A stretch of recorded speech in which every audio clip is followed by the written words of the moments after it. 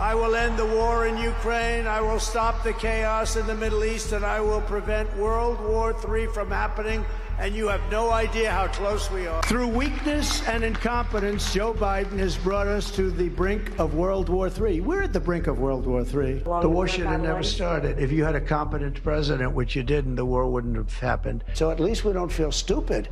Otherwise, we're stupid. I will prevent World War III. It's the war Donald Trump vowed to end in a day, but nearly a month into his presidency, the conflict between Ukraine and Russia persists. The US president and Russia's leader Vladimir Putin have agreed to immediately begin talks aiming at ending the war, with Trump assembling a negotiating team following a phone call he described as lengthy and highly productive. And I think we're on the way to getting peace. I think President Putin wants peace, and President Zelensky wants peace, and I want peace. I just want to see people stop getting killed. Trump claims both leaders have agreed to visit each other's countries and reflected on the great history of our nations and the fact that we fought so successfully together in World War II. He also spoke with Ukrainian President Volodymyr Zelensky, suggesting a meeting would take place in Munich this week. Trump pointed to Secretary of State Marco Rubio, CIA Director John Ratcliffe, National Security Advisor Mike Waltz, and Middle East Special Envoy Steve Witkoff as key figures in leading negotiations.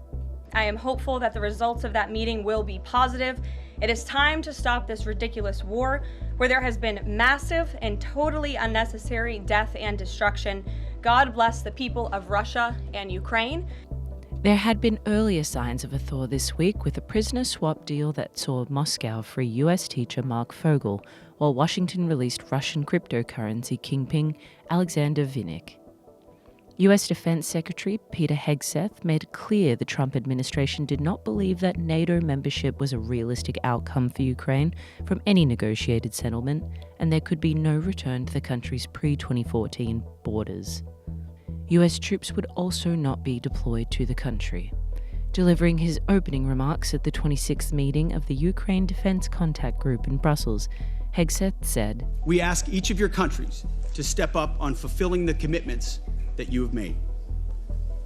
And we challenge your countries and your citizens to double down and recommit yourselves not only to Ukraine's immediate security needs, but to Europe's long-term defense and deterrence goals." Hegseth added lower energy prices and more effective enforcement of energy sanctions would force Russia to the negotiating table, and that the US was absorbed with consequential threats to its own security along its borders and in its dealings with China. Zelensky, who in the past has refused to cede any territory invaded by Russia, said he was ready to trade land in Russia's Kursk region, which Ukraine seized in a surprise offensive in 2024. He acknowledged that Ukraine would not be able to enjoy security guarantees just with European partners.